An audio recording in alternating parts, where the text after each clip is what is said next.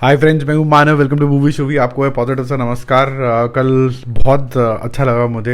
एक एस्टिमेशन मैंने लगाया था कि कितने बिजनेस कर सकती है जवान, और बहुत सी वेबसाइट सब ने यही बोला कि भाई 70 क्रॉस कर जाए वही बहुत बड़ी बात है। लेकिन मैंने शायद मेरे चैनल ने सिर्फ अकेले ने ये बोला था कि ये फर्स्ट दिन का भी रिकॉर्ड तोड़ेगा, और फर्स्ट दिन का रिकॉर्ड टूटा और लगभग इसने 75 करोड़ रुपीज़ का बिजनेस किया। अपना ही रिकॉर्ड तोड़ दिया दो बारी। पहले तोड़ा 55 करोड़ रुपीज़ वाला रिकॉर्ड जो कि 65 करोड़ जिसने करे।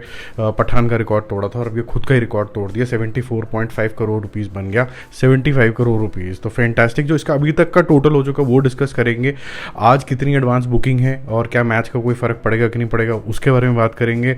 एक छोटा सा बोनस जो आप लोग मांग रहे थे कि इसका बजट कितना है एक्चुअली के अंदर, और किस पॉइंट के ऊपर ये ब्लॉकबस्टर हिट सुपर हिट हो जाएगी। वैसे तो ब्लॉकबस्टर ही है, इसमें कोई शक है नहीं, बट फिर भी आपकी जानकारी के लिए इसका एक छोटा सा बिजनेस एनालिसिस भी है।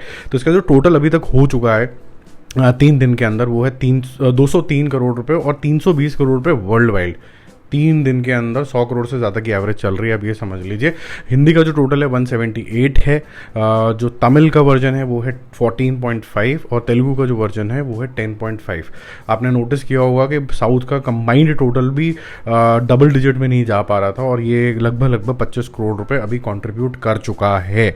अगर ये अपने लाइफ टाइम के अंदर 50 से 75 करोड़ रुपए कर लेता है तो एक बहुत बड़ी अचीवमेंट होगी। एक रास्ता खुल गया कि अगर आप मिली जुली सरकार बनाते हो, कुछ हिंदी सिनेमा के लेते हो, कुछ डाउन साउथ के लेते हो, बड़े स्टार लेते हो, बड़ा प्रमोशन करते हो, तो ये रास्ते खुल सकते हैं। 50 करोड़ रुपीज़ का एडिशनल बिजनेस आना साउथ से। आप समझ रहे हैं कि हर एक मूवी जो 100 करती थी वो 150 करेगी, जो 150 करती थी वो 200 करती थी, जो सिर्फ मात्र 50 करती थी वो शायद 75 करोड़ रुपए के आसपास भी पहुंच सकती है। तो पोटेंशियल जो है इंडिया का फुली एक्सप्लॉइट करने के लिए सबको एक साथ मिलके सिर्फ एक ही चीज़ करनी होगी, जो मेरा चैनल मेरे ख्याल से 2 साल से बोल रहा है, इंडियन सिनेमा पे फोकस करो, अपने अपने क्षेत्रों के ऊपर मत फोकस करो।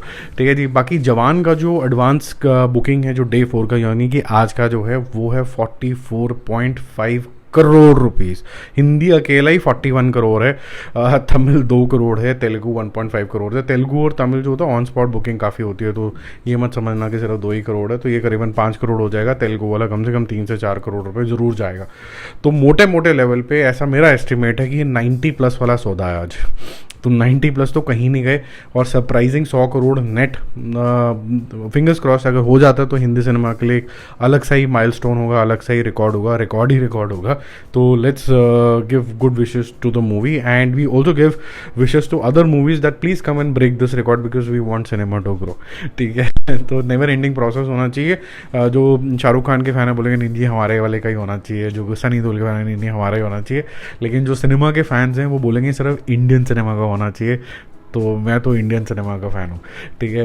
तो जो बजट है इसका वो था करीबन 300 करोड़ रुपए। 300 करोड़ रुपए एक अच्छा खासा सा बजट है। This include stars basic remuneration. पेन जो है उसने नॉर्थ और वेस्ट का डिस्ट्रीब्यूशन लिया था 110 करोड़ रुपए में। रेड जाइंट, SVC, SGM ये साउथ के हैं सारे, इसके फुल फॉर्म्स आप सर्च कर लेना। SVF और YRF ने साउथ और ओवरसीज़ का बेड़ा उठाया 160 करोड़ के अंदर। इसके अंदर मिनिमम गारंटीज़ भी हैं। इसका मतलब ये है कि अगर मान लो बहुत मैसिव बिजनेस हो जाता है तो रेड चिलीज़ को एक एडिशनल पोर्शन मिलेगा, या फिर अगर मूवी बहुत बेकार निकलती है तो ये सारे डिस्ट्रीब्यूटर्स बोलेंगे कि भैया देखो मिनिमम हम इतना तो अपने पास रखेंगे, तो जो इसके अलावा जो आपको पैसे मिलने थे वो नहीं मिलेंगे। वो रेड चिलीज़ का रिस्क हो जाता है। लेकिन रेड चिलीज़ को क्या रिस्क है उसके बारे में आगे बात करते हैं, क्योंकि पेन से उसने 110 ले लिए, साउथ और ओवरसीज से 160 आ गए। सैटेलाइट टीवी म्यूजिक OTT की डील जो है वो सबसे बड़ी है इस टाइम के ऊपर, वो है 240 करोड़ रुपए। तो जो अर्निंग हुई है रेड चिलीज़ को वो है 510 करोड़ रुपए। 510 करोड़ रुपए माइनस अगर हम 300 करोड़ करते हैं तो होता है 210 करोड़ रुपए टू रेड चिलीज। और अगर हम इसके अंदर जो बेस वैल्यू में हमने स्टार की फीस लगाई है उसके अंदर अगर हम 100 और भी डाल देते हैं तो बेयर मिनिमम जो रेड चिलीज को फायदा होगा वो 100 से 110 करोड़ रुपए होगा। बट यहाँ पर मामला रुकेगा नहीं, क्योंकि ये जो मूवी है वो काफ़ी बड़ी ब्लॉकबस्टर होने वाली है।